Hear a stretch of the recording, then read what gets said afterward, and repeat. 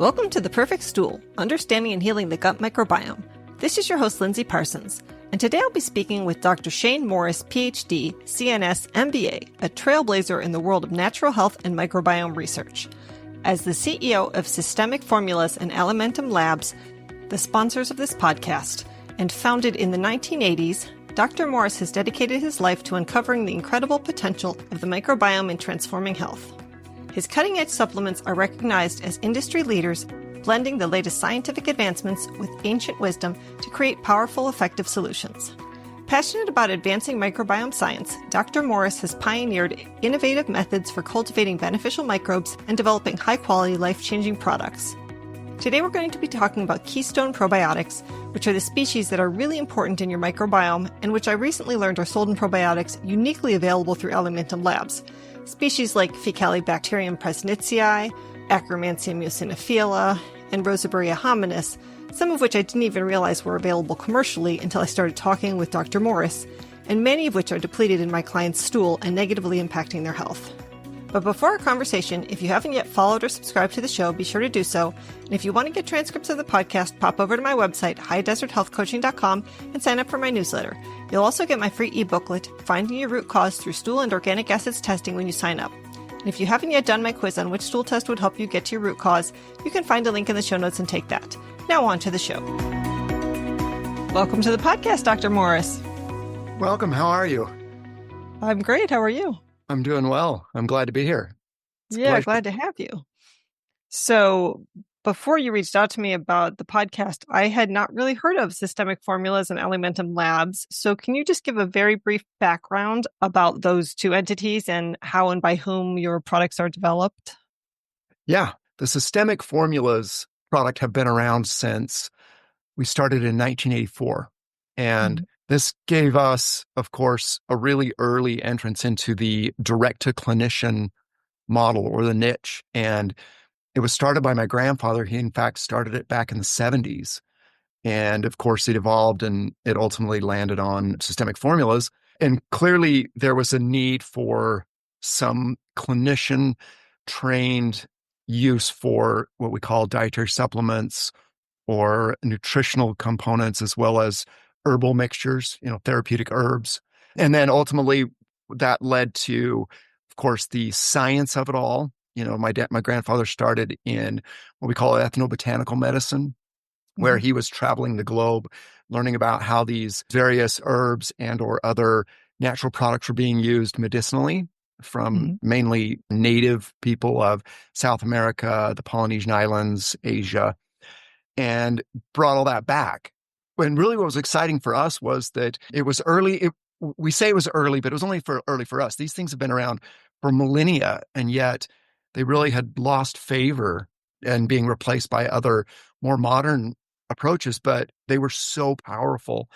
And that's kind of what led me into it. So I started as a young child working with my grandfather, but I went back to school and really pursued the sciences, the hard sciences of natural products, biochemistry, molecular biology, genetics, and of course, microbiology, which is now the microbiome.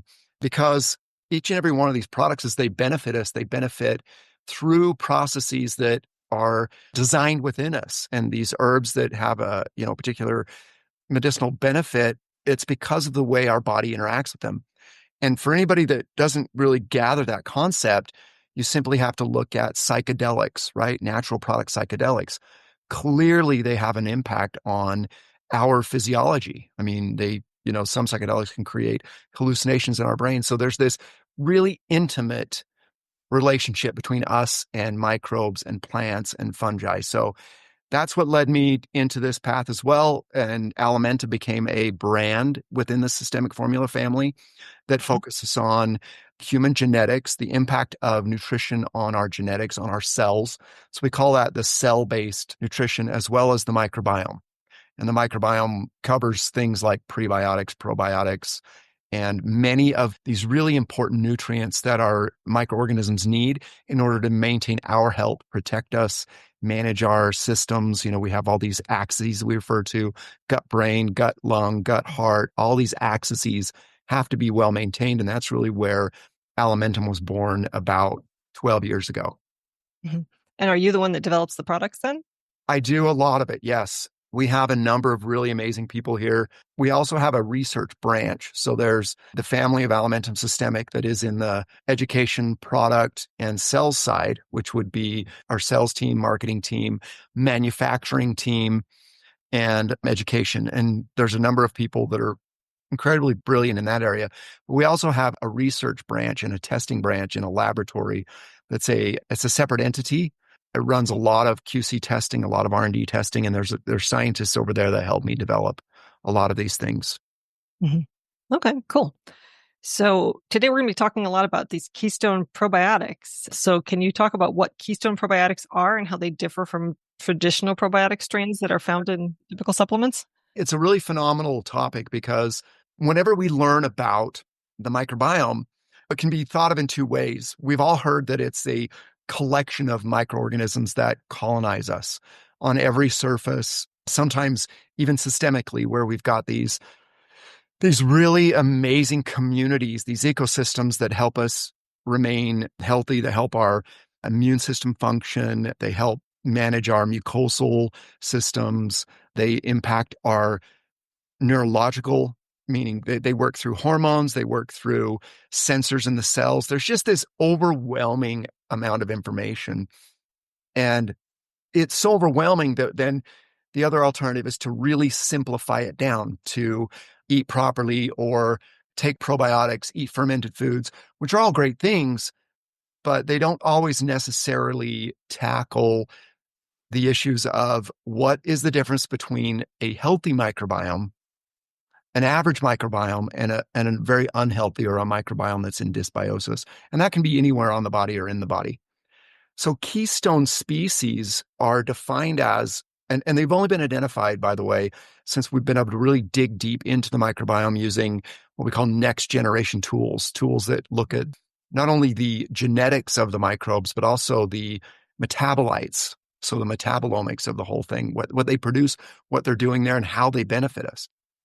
And keystone species tend to be characterized by they're not very popular, meaning that they don't inhabit large numbers. They're not in a high population component. They're usually a small part of the population of our microbiome, but they regulate the entire community structure. So they're essential or they're key to the structure of a microbiome. They're not only necessary to be there at that level, but they also produce compounds that are functionally really important to not only the microbiota, but also to the human host.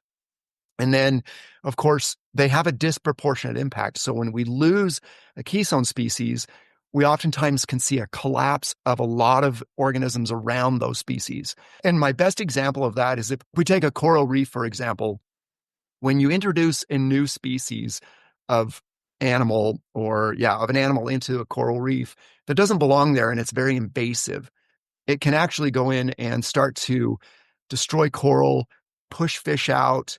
If the fish are gone, then the predators leave, ultimately leading to essentially the coral reef collapse. And it only took one or two species to do that. If you bring that species back, likewise, the opposite reaction is having these keystone species on a coral reef bring back coral, bring back the invertebrates, which brings back the coral reef fish, and then that brings back the whole entire food chain. So these are really critical species. And over the last century, essentially, we've spent a lot of effort trying to reduce our exposure to pathogens, but in the process have essentially eradicated many of these keystone species or driven them down to the point that our ecosystems are suffering as a consequence. And we want to bring back keystone species, which then help us bring back more diversity and more stable ecosystems ultimately. Yeah. In my experience looking at people's stool tests, I see often a couple of the species that tend to disappear after people have had a lot of rounds of either antibiotics or strong herbal antimicrobials are the Akkermansia muciniphila and the Faecalibacterium prausnitzii. And I was blown away to see that you have F. prausnitzii in one of your probiotics. I didn't even know this was sold commercially at all. I don't know how long you've had it, but I'm dying to hear more about that and other keystone species that you've got in your probiotics. Yeah, we have a number of it's taken us Well, really since about 2009. So when we got heavily involved in the microbiome projects, we knew academically about some of these, but we didn't know what was the future of probiotics. I mean, probiotics, as you probably know, have been around for decades. We've all used some form of a lactobacillus, a bifidobacterium. We've got the streptococcus, we've got some yeast, candida, and so on, Saccharomyces. These are probiotics that have been around a while, and they mainly came from the food industry, whether it be cheese or dairy, other fermented foods, for example. So we always embraced this idea that living microbes could be beneficial, and not only they themselves, but also the metabolites they produce. And as the microbiota or microbiome world evolved, and so much research was being poured into this. In fact, it's probably one of the most prevalent global natural products, or even beyond that, science that's going on now. We went from very few publications over a decade ago to somewhere in the neighborhood of 20,000 a year. So the interest has just exploded.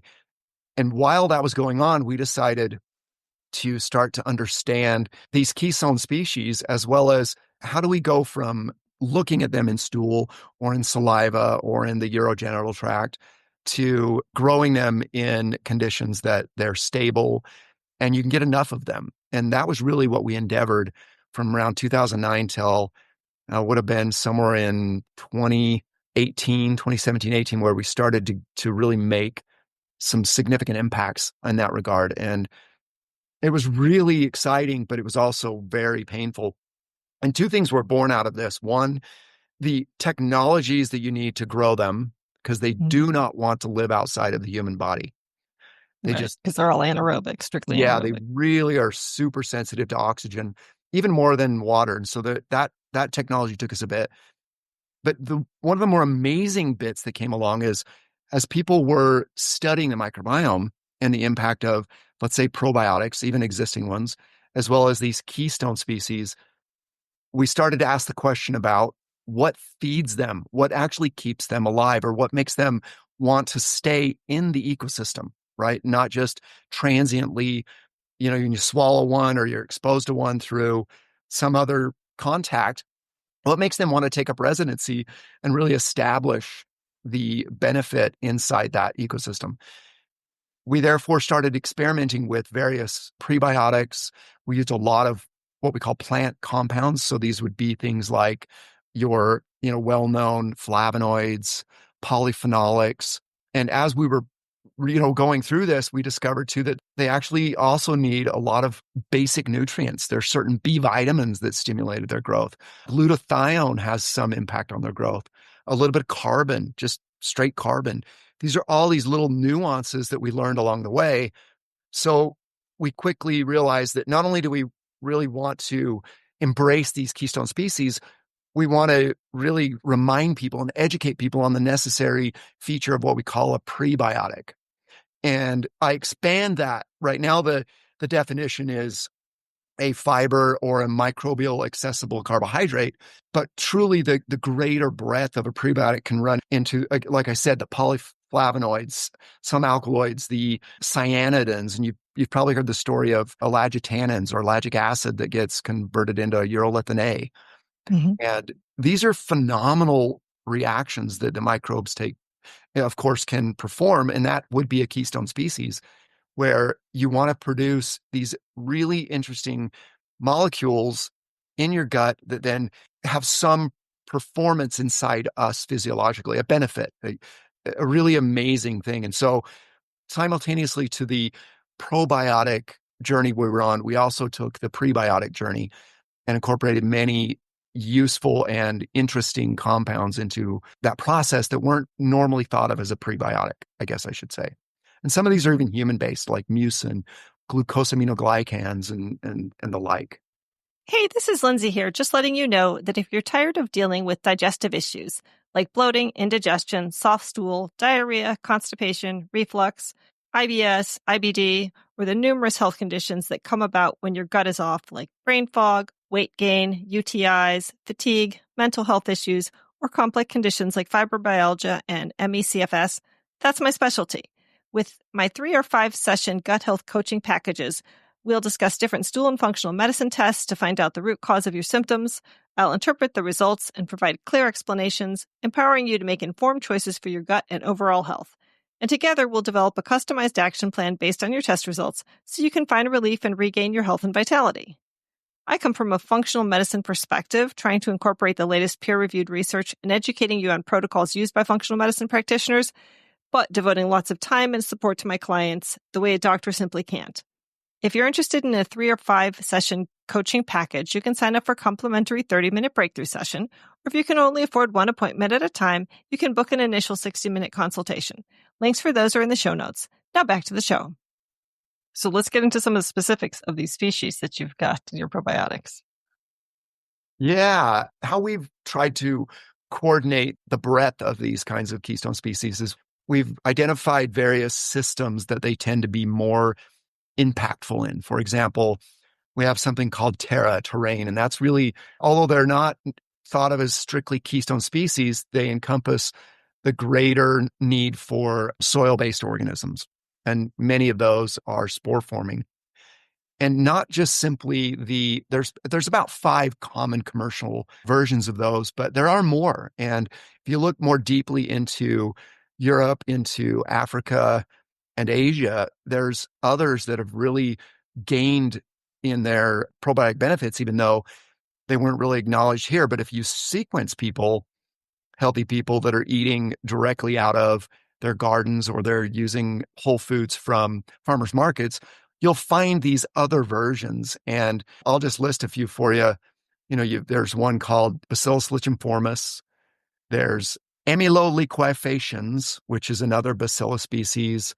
There's Magatarium, mucilaginous, indicus, which is now more commercially recognized, Laterosporus, polymyxia. These are all unique SBOs that we now have. And we've also partnered with some people that use the kefir grains and the kombucha scobies from various places. And we use the live organisms from the SCOBY and the kefir grains to then round out these more transient organisms. So that's one unique way that we approach the fermented food world. But then when we get into the actual keystone species, I'm going to list some of these off for you, but their names are crazy. I have to say that microbiologists are not the greatest at naming things, but we have things like Micrococcus luteus, Staphylococcus epidermidis. Now, luteus it's a gut-based keystone species, but it seems to have a benefit to our skin. It produces certain carotenoid pigments that do enter the bloodstream and end up in the skin, creating a UV protection, not unlike just recommending, the carotenoids from beta carotene to gamma, alpha, delta, or you may have heard of, other types of blueberry compounds or blackberry compounds that are protective in the skin. Well, we have microorganisms that produce similar compounds. And then you have things like Staphylococcus epidermidis, which is a commensal on the skin, and it's brilliant because it outcompetes Staphylococcus aureus. Now, aureus is the problem child. And its main enemy, believe it or not, is staph epidermidis is what we call it. And the competition between those two is significant. Epidermis creates what we call bacteriocins that only reduce the aureus population, has no other impact on other organisms, just aureus. So when you see people that are suffering from Staphylococcus aureus issues, they likely lack epidermidis on their skin. And that's a really when you take those from those are all in the dermaeubiomic and the dermis serum. The epidermidis would be in the serum. Okay. The I was going to ask. So you have a topical for that. Wow, that's awesome. Yeah, it's a plant-based oil where we've tried to mimic a lot of the oils we secrete from the sebum, and then we've lyophilized the epidermis and the xylosis. There's also a Staphylococcus xylosis that is a commensal. These are found on the skin in various regions, and they are protective against they're protective in the fact that your immune system needs to know they're there. It educates them, but they're also protective against invading And organisms. What does a skin infection with Staph aureus look like? So the one that we're probably the most familiar with is atopic dermatitis, especially in children. And I forget her name. There's a brilliant scientist out of, I think it's UC Davis, and it might even be Stanford. She studies skin and many of these conditions, psoriasis, atopic dermatitis, and so on, and in pediatrics as well. And she's published a number of amazing studies showing that most atopic dermatitis on children is essentially an overgrowth of Staphylococcus aureus. And one of the unique features that kind of differentiates aureus is when you have a rash that feels and looks like atopic dermatitis and it itches, the itch is somewhat indicative of Staph aureus because that organism actually sends a signal to create itching into our skin. Cool. Yeah, it's cool, but it's also a little bit devious, isn't it? That little Staph cool aureus that you have the serum that fights it. Not cool that it knows how to make us itch. We spend a lot of time, yeah. And for really recalcitrant versions, we actually tell people to open up capsules and make a paste of like the derma and the immune and lather it on top of the issue-prone area to really try to get these colonies to push back against the non-desirable I can already think of a client who needs this, who's had an ongoing atopic dermatitis issue. And it's incredible that, I mean, for me, it's always an incredible journey to not only keep up with the ever increasing and ever amazing world of the microbiome and these organisms, but also the clinical applications that really range from our metabolism to our neurological health to our, lungs and our kidneys and liver, et cetera, right? Some of these are really amazing at destroying metabolites. I mean, helping us metabolize xenotoxins, for example. It's going to be an area that is ever growing and ever improving. And this is where, we're kind of at the tip of the iceberg, but we're excited to be here because it's taken us a while to get here. But let's jump to, let's say, on the immune front. So we know that microbiome is incredibly powerful when it comes to our immune education, our immune evolution, and just navigating new threats all the time. And, our keystone species in that regard are some interesting names again. We have some Bacteroides species. One of them is Ovatus. We have Uniformis, also a Bacteroides. We have Roseberry hominis, which is pretty fun one. That's a new again was very impressed to see that in there because that's another one that often is depleted in people's microbiomes. Right. And then we have another one called Collinsella aerofaciens. And again, a very unique keystone that has this incredible ability to help educate not only the area of the gut, which, can be inflamed. Our gut is, of course, overwhelmed by things like invading organisms, invading food, invading toxins, et cetera. So it helps manage a lot of that immune / epithelial tissue regulation to keep things as managed as possible and healthy, lowers inflammation, for example. And then from the hormone front, we were able to get Bacteroides uniformis. We have Lactobacillus crispatus, a version of that's ours. That one, I believe, is now commercially available, one strain. And then we have Lactobacillus vaginalis, which is also a really important urogenital organism. And I oftentimes get the question, okay, we call it hormone balance in the microbiome. So we call it hormone biomic and hormone superfood.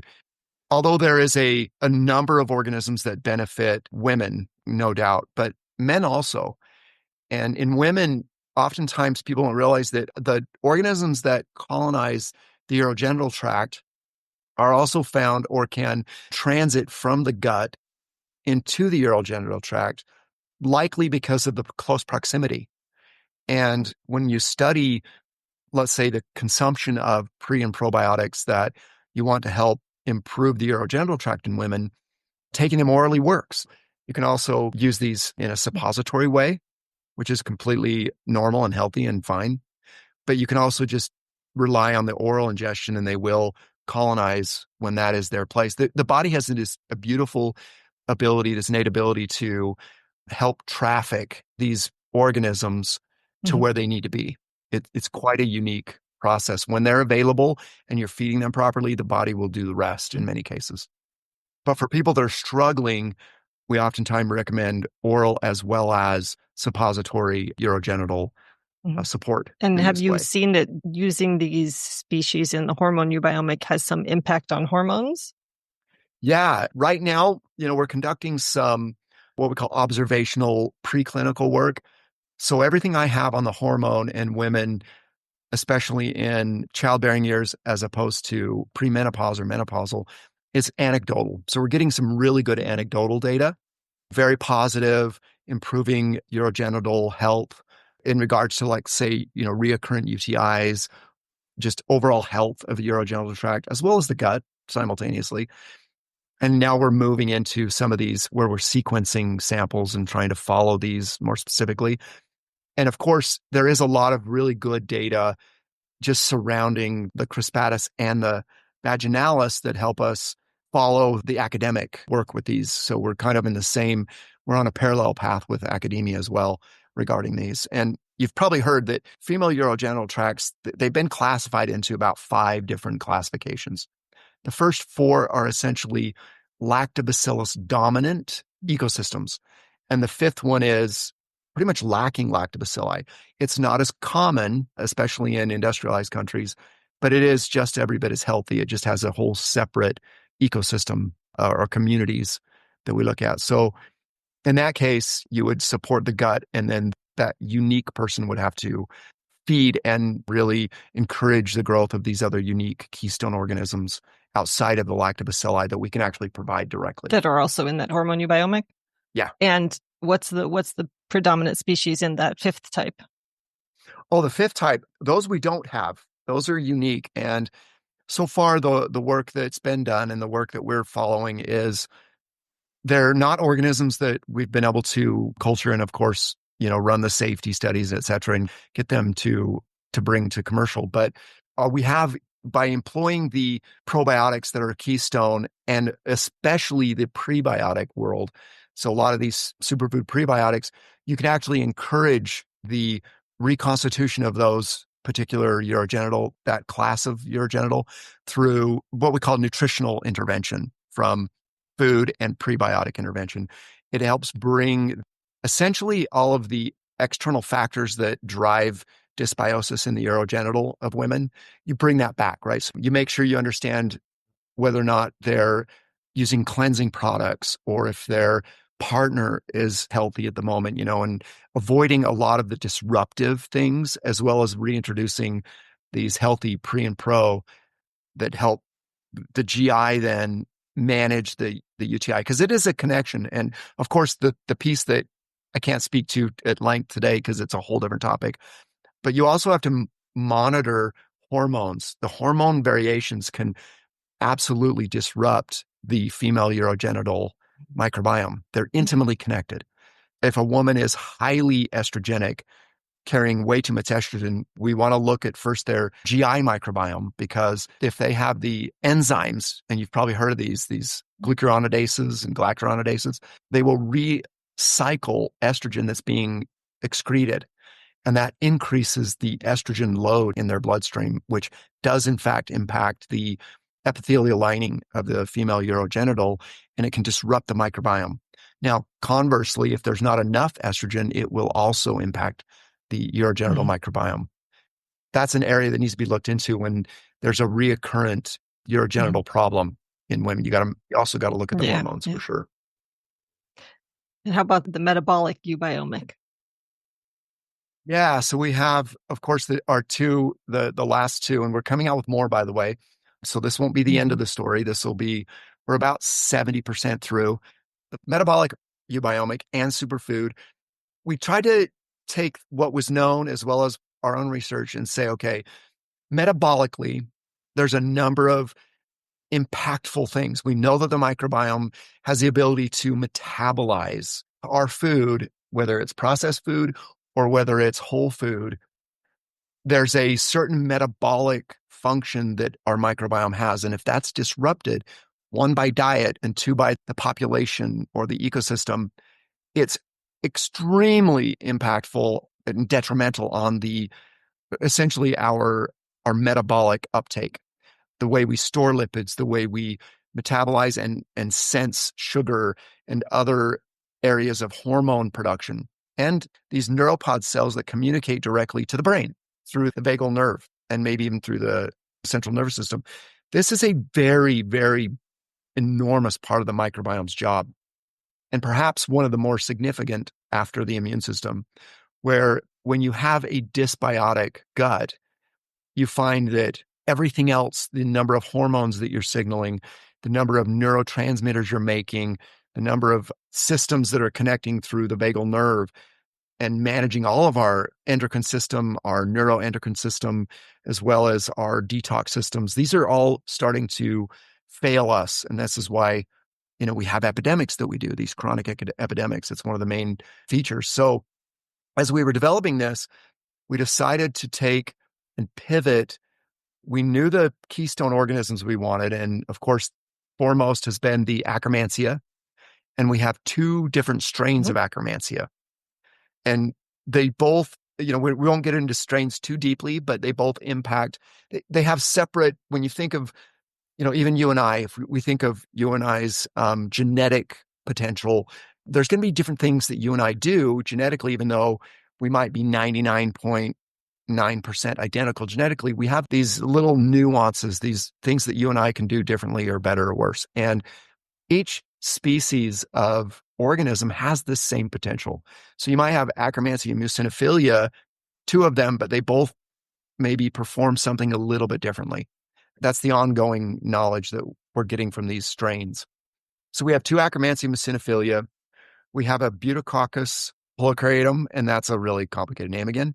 And just from the name, you can tell that it's very much involved in maintaining small chain fatty acids from a number of food sources. So it's Butyrococcus because it produces butyrates, and it produces butyrates that we really need to manage a lot of our epithelial metabolism in the gut. And then, of course, that becomes a systemic benefit as well. And in maintaining that, it creates an integrity in our gut lining that, of course, not only impacts the inflammatory process, but it helps us then manage our metabolic switches, whether we're letting a lot of glucose in or we're keeping it out. We're triggering the L cells to produce more GLP-1 along with the Akkermansia, or do we want to produce PYY or CCK? And these are all what we call satiety hormones. These help us manage our metabolic uptake and the way we store it. And it's critical. And of course, now that's blown up with this new generation of GLP-1 agonists. We can now have that conversation more, I guess, candidly, because the candor around GLP-1 it's out there, and there are more than just GLP-1. Like I say, there's a number of, the ghrelin, the leptin, the PYY, and the CCK. These are all hormones that our body has used intimately related to our microbiota and our diet to manage a healthy metabolic process. And we've disrupted all of those. So bringing back some of these organisms that help us do that is critical. And it's been phenomenal science. So we're excited about that. I'm curious because I had only previously been familiar with the pendulum products that had Akkermansia in them. And I know from their original experiments that after supplementing, I think their study maybe was 2 or 3 months after supplementing, it didn't implant. And so I know they have a protocol that's a bit longer now. So I'm curious, have you looked at implantation of Akkermansia and like how long it takes and what you need to do to make that actually happen? Yeah, we have. In fact, we're in the process of doing that right now as we speak. We've done it a few times. The work we've done so far has shown that pretty much every one of these has implanted and lasted over 60 days. Now, beyond that, we didn't run those further out, which we're doing now. We've only done it against one of the Akkermansia strains. So we only have data on one of the strains. The other strain, we have not looked at its not only implantation, but we call it taken up residency. And how long did they supplement for before you ran the 60 days? We ran stool so we supplemented for 30 days, and then we ran it again at 60, and then at 90, and then we followed that washout period for another 60 days. Okay. We were seeing the organisms after 30 days. We were seeing them regularly in their implant stool at the dose that's in your product at the recommended dosage. Yeah. Okay. Yeah, exactly. And what we found just as fascinating of that, because that's something we were looking for, Right. right? That's an experiment where you're looking for something you're doing. One of the surprising outcomes with these, and keep in mind, we were also giving them the Right. prebiotic, the superfood at the same time. That was Mhm. a requirement. We didn't just do probiotic, we did a pre and a Right. pro together. And my hypothesis is that's an Mhm. important feature. We kind of underappreciated that if you just supplement a probiotic and then follow it, if you're not giving it the nutrients that it requires, it will not really engraft and become a Mhm. resident because there's no priority for it to. If it's not getting its food, it's going to leave, Yeah. it's going to bail. So we've always run our studies with the pre and pro together. And what we found is not only were we seeing really healthy outcomes with the keystones, we started seeing the emergence of a lot of other keystone species that we don't have, that no one has, but they were growing as a consequence of the pre and the pro Yeah. journey. And we don't know if they were just caught in there and they were just surviving at some low level, or if they were being introduced through contact with humans and food. We don't know. We just know that in our data set, we not only saw the organisms we were looking for, but we started seeing a lot of new organisms show up that were beneficial organisms. And we saw the reduction of the non-beneficial organisms, or essentially the pathobionts or pathogens, would decrease. And that's because the whole ecosystem was becoming Mhm. more competitive. And we weren't feeding those, right? We were not feeding organisms that don't belong there. We were feeding the Mhm. ones that do. It was quite exciting. And so we're repeating some of those just to see, how far we can take Mhm. this. And when we did that, we only had probably about a dozen of the keystone, and we now have more. So as we do this in the future, we can start adding more of these to see how we're doing, and more of the pre and probiotics. Like the superfood for the metabo not only has plant-based compounds, it has a number of what we call human oligosaccharides or Mhm. human polysaccharides that our body produces to maintain our own microbiome. And, that's important. It's an important feature of our uniqueness, not just from a diet perspective, but from your own body's ability to regulate the microbiome through the production of food for these guys. Okay. And I think we still have one left, the neuro, is it? Do you have unspecified gut health issues and haven't gotten tested yet? Or diagnosed SIBO, IBS, IBD, or Candida? My newest supplement, Serum Bovine Immunoglobulin, or SBI powder, may be the perfect thing to try. In a randomized, double-blind, placebo-controlled study of adults with IBS-D, GI symptoms including loose stools, hard stools, flatulence, and incomplete evacuation were significantly improved with a 5-gram-a-day dose of SBIs after 6 weeks, and abdominal pain, bloating, and urgency were also significantly decreased after 6 weeks of use at a dose of 10 grams a day of SBI powder. It's basically the immune system of a cow derived from plasma and made into a powder, so it binds and neutralizes a wide array of pathogenic bacteria and fungi and carries them out with your stool without hurting your beneficial microbes like antibiotics or even strong antimicrobial herbs will. It's also been shown to decrease intestinal permeability, decrease fat in the stool, increase the absorption and utilization of nutrients, and increase lean body mass. So give it a try today at perfectstool.com, where you can also find my supplement Tributerin Max, which helps solidify stool and slow down motility for people with diarrhea or loose stool. Yeah, the neuro one was a really exciting one. This one was, in fact, a version of this was launched first. So back in 2018, we did a beta of the neuro. Now we've added since then, but key players in that were of course, the Faecobacterium, and we had Parabacteroides, but we've added to this one since. And the early launch, we had the neuro and the first version of the neuro superfood, and we called it Neurobiome. But both of those together, again, we got really great anecdotal feedback. We got some good stool feedback. And because we knew it was early on, we went through the beta, collected all the data on, I think I had somewhere in the neighborhood of 4,000 data points from practitioners using it in their clinics on the beta test. And then we went and reset it. We actually reformulated it in 2021 to get a better result than we got the first time. But we'd also learn more from academia. I mean, there's these two researchers in Ireland, the Dinnan and Cryan, who are phenomenal. They coined the term psychobiotics. So we follow their work and helped us, guide this in the new direction.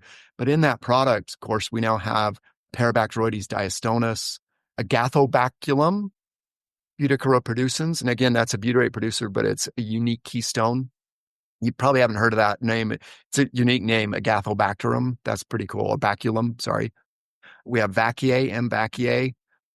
And of course, we have a Farcimenus. So there's a number of unique ones there as well, and more to come. And really what we're looking for there, we have a GABA producer in there. It is a lactobacilli, but it produces GABA. We know that, looking at the studies. And that's actually from work with a supplier, a group that creates probiotics. And then a number of these organisms are known to produce what we call neurotransmitters or neurochemicals. They don't all cross the blood-brain barrier, but they still do what they need to do systemically.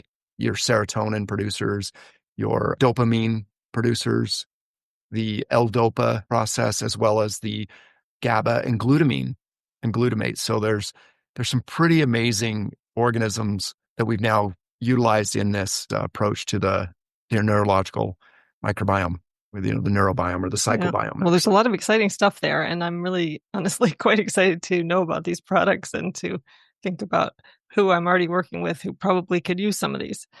So I'm curious about the specific foods and the kinds of things. I mean, we did talk about polyphenols and whatever they're called, something or others. Procyanidins. But like when people are actually eating food, what kind of foods are going to most help nourish and support these Keystone strains?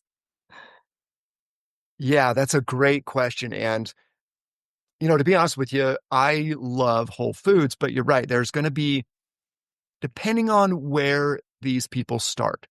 So if you take a relatively healthy 20-something, 30-something who have been already on a wellness journey, they're going to be able to start with some pretty dense, nutrient-dense, fiber-rich foods.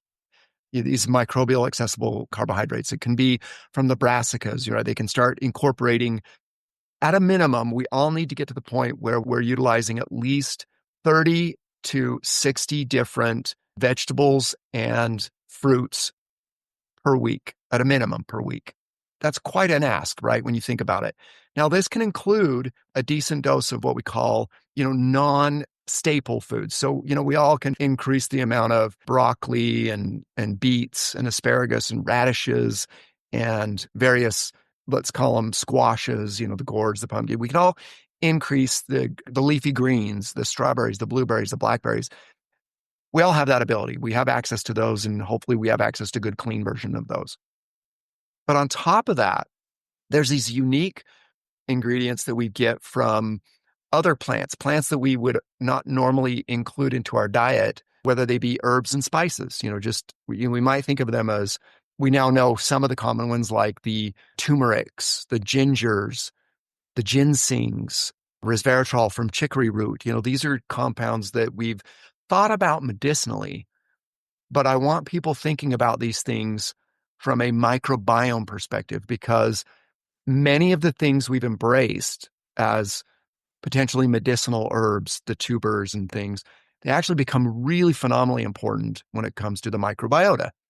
The resistant starches, you've probably heard that term. We really encourage the inclusion of foods that are resistant starch based. So if it's just some tuber, whether it be a purple potato or a sweet potato, yam, that you cook them twice or cook and freeze them, because the process of doing that twice creates what we call resistant starch. So you drop the glucose impact on the body and you increase the impact on the microbiome. And there's other plants that we use that bring us things like glucomannan, galacto-oligosaccharides, zola-oligosaccharides. We've got polymethoxylated flavones. These are really amazing. We use things like dragon fruit, larch extract with rabinogalactans, baobab pulp. And then, of course, we then do the Indian quinoa, the turmerics, the peroria. These are powders that are high in medicinal value, like the mushrooms. Peroria is a mushroom, but they also have this amazing composition that allows the microbiome to flourish. And it's things we don't normally think of, but they exist in many of the mushrooms many of the plants that we use from the ground, tubers especially. These are all very much involved in our, what we call our prebiotic presentation. But beyond that, even things like pectins or cassava, butterfly pea flower, cranberry, certainly for women. These are all what we call plant-based carbohydrates, but it's not the, excuse me, I should rephrase that. It's not the carbohydrate we worry about. It's all of these other phyto constituents or phytochemicals like the polyphenolics and the polyglucosinolates and the like. There's a lot of big terms. I don't want to bore too much of the world of that. So across the breadth of the prebiotics we've created, for me personally, and this was a personal journey as well, it was really hard to get my 50 to 60 vegetables and fruits per week. So I wanted to incorporate all of those into our lineup of prebiotics. Now, it doesn't mean you can't. Now, someone who's really dedicated and really disciplined can source a lot of these as foods, as whole foods from a really great organic, especially if you live someplace where they can grow food year round. You don't have harsh winters. You can source many of these in a local farmer's market. It's not easy, but it's doable. But, we have to source them. And of course, we dry them, and that's where we get them into these prebiotics. If I take 2 or 3 of my prebiotics a week, I'm covering that 30 plus plants and vegetables and fruit just through doing that. And I feel much better about that. And telling people that, right? I have no reservation of saying you can eat it. And I encourage you to go the whole food route. And I encourage you to try pre and probiotics because they can really supplement that need for the microbiome to get these things. And it's really difficult to just jump right into this. I kind of went on a tangent. I apologize. But depending on where the person's at, if the person has been really neglectful of their diet, then you have to introduce these prebiotics and these other compounds that we consider a prebiotic slowly. I tell people start with low doses, even when it's a food-based, even if they're eating ginseng or eating the fructooligosaccharides containing foods, onions, garlics, even if they're introducing them into their diet, broccoli, etc., they got to do it slowly so that their microbiome can catch up. If you don't introduce these things slowly, then what happens is you start getting a rebound effect. The microbes there aren't happy with it, so they convert them into gases. They might even instigate an inflammatory response from our own body. So you might feel bloated, crampy. You might have gas coming out both directions, could change the bowel movements. You could have diarrhea or constipation. So you have to introduce these things slowly for many people to allow the microbiome to adapt. The most I've seen someone go is 2 weeks. And by then they're finding that it's really easy. They're feeling great. There's no more pushback from the body or the microbes. And then they can start introducing new versions, so I rotate once a month through different versions of these and different diets. I always tell people to eat for the season, eat for your ancestry. There's a genetic component to this, obviously. Eat your ancestry, eat your seasonal, because each of those will kind of help us direct where we're headed. So does that mean because I've got Italian in me, I can eat a lot of pasta? You can eat good pasta. And really, if you're getting pasta from Italy, those grains are absolutely healthy. I mean, there's a number of studies that have shown how really the ancient grains, and especially ancient grains that are grown in areas that are still healthy, right? Lacking the glyphosates and the other high production treatment of food, are phenomenal for the microbiome, and especially both your ancestry and your microbiome. They absolutely do. And then you can just infuse that with the Italian plants and you'll find that you're going to feel amazing through that. Okay. Yeah. So what should consumers know about when they're choosing probiotic supplements?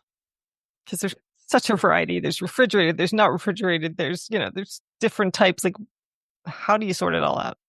It's so much. And that is, I'm so glad you asked, because that is an area that can be so frustrating. And because of this microbiome revolution, everybody is wanting to understand probiotics and prebiotics and postbiotics, right? A new term coming out, or synbiotics. So it just keeps going. So my take on it is we work through clinicians because clinicians can be on top of the education, on top of the understanding, even to the extent that it just creates an environment for the patient to get a better result, a better input.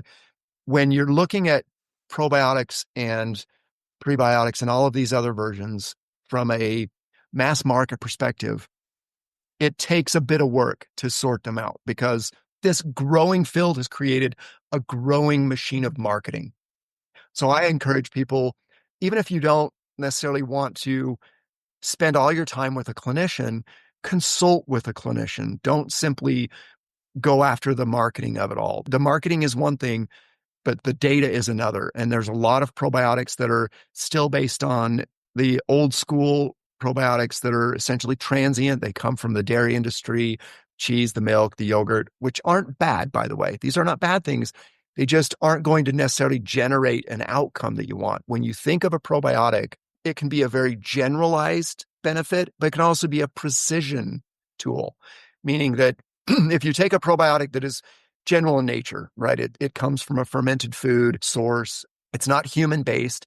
Then it can have an overall benefit transiently to our gut. It can help rearrange and help bring in new nutrients and encourage the growth of existing organisms. Great. It's a generic way. Kefir, kombucha, kimchi, sauerkraut, they all can do something very similar. But when you need precision, you need to understand what the probiotics are. Do they contain keystone organisms? Do they contain human-based, clinically studied organisms like lactobacillus and bifidobacterium, which exist, by the way? All of the probiotics we use in the Alimentum are, if they are lacto and bifido, they're still based on human origins. They're not based on dairy origins. And this helps you do more of a precision. If you're working on IBS, IBD, I mean, I don't want to get into those in depth, but if you're trying to improve the gut, improve the liver, improve the gut-brain axis, you want these more known and well-studied organisms. They're not just a general fill well, they're very specific. And you have to dig into the label, talk to your clinician, and really understand them well to get that benefit. Because if you don't, that's why we're seeing a lot of people go, well, I took a probiotic for a few weeks, I didn't feel better, so I just gave up. Or I took a probiotic or a prebiotic, and I actually felt worse, and I gave up. That isn't what we want. We want to be able to create the benefit that we know exists. Yeah. And I mean, there's so many different types. And as you say, the different strains that just would be crazy to think, oh, I took this one that I got off the drugstore shelf at CVS versus the ones that you've got, which are just like, you might as well be talking like the difference between, eating an apple and having a bag of chips. Like, I mean, there's just no comparison. Right. Yeah. It's very different. And that's the future of this. We need them to know, we need everybody to know that the benefit is there, but you got to know how to use it. You can't make it, I mean, I want to make it simple, but it isn't. It's so powerful. We have to know more about it because you're right. If you misuse it or you use it in the wrong context, you don't get the outcome you want. And then you lose faith of the people taking it. And that's not what we want. We want to get the outcome, but we have to use them appropriately to begin with. So, brief segue into another topic. I saw on your website you have a product called Pseudovirome, and I noticed that it's a bacteriophage that specifically targets Pseudomonas aeruginosa, which I know can be a lung pathogen because I had a client with chronic lung infection of this bacterium. I'm wondering if you could just briefly touch on what are bacteriophages and talk a little bit about Pseudomonas aeruginosa. Yeah. Again, it's such a unique part of our microbiota. And what a bacteriophage is, and by the way, it is probably the most dominant I'm going to call it a microorganism, even though it's not essentially alive, but it is.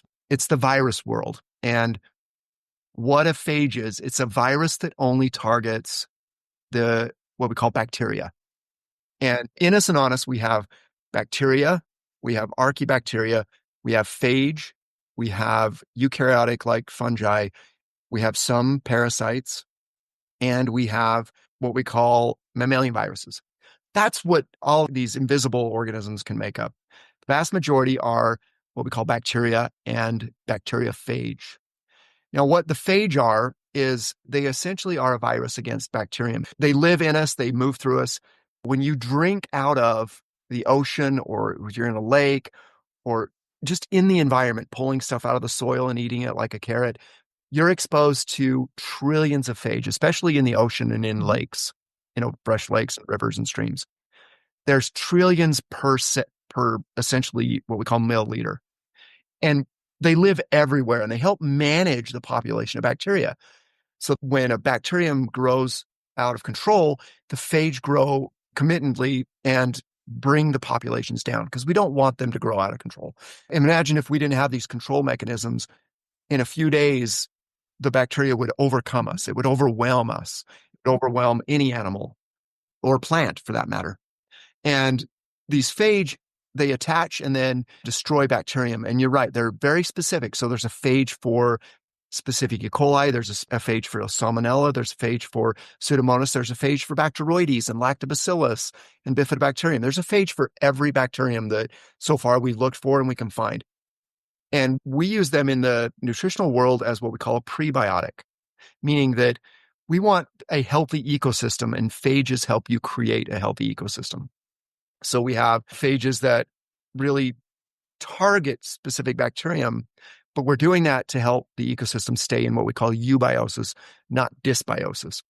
There's been so little research done, however, that we're really carrying off from the early days in the 50s, and especially in the what we call the Eastern European countries that still use phage today.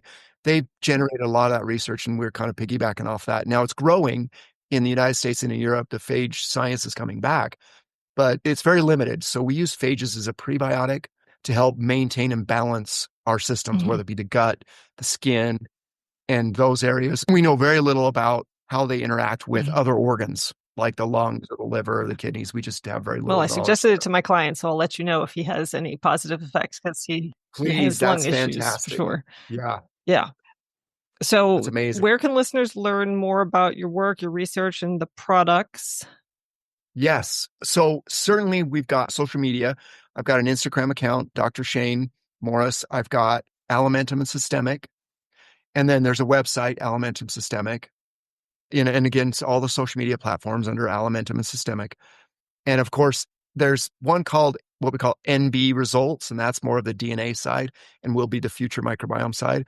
But I would say most of our education is going to be on the alimentumlabs.com, systemicformulas.com, and the Dr. Shane Morris or the Alimentum Systemic social media platforms. And we're creating more all the time. We're just getting to the point where we can do this. You know, we've been buried in the lab, and now we're getting out to tell the story. So we've been in the lab for 12 years. We're emerging from the laboratory and all of this so that we can start telling the story. Everybody should check the show notes for all the specific links and such. Okay. Yes. Well, thank you so much for sharing all this information with us. Yeah. Thank you for having me on. It's such a pleasure too.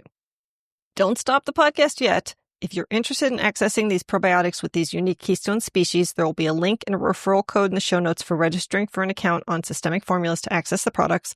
However, I highly recommend you set up a consultation with me first and do a stool test first to determine what species you most need to replenish in your microbiome and whether you need to cull some pathogenic microbes first. You can support the podcast by buying supplements at a discount from my Fullscript dispensary, ordering tests at a discount from my Rupa Health lab store, or using my affiliate links to iHerb, which is available worldwide, or Amazon. And just a note that you can use my Amazon link to buy anything, not just supplements, and support the podcast. And I see that more and more of you are doing this, and I really appreciate it. So I'd love it and really appreciate it if you'd bookmark my link and use it for regular Amazon purchases. If you'd like to connect with me online, you can follow my High Desert Health Facebook page, join my Gut Healing Facebook group, or join my newsletter list at highdeserthealthcoaching.com, as well as follow me on X, Instagram, TikTok, and Pinterest. Links for those are in the show notes. Thanks for joining me today, and just wishing you all the perfect stool.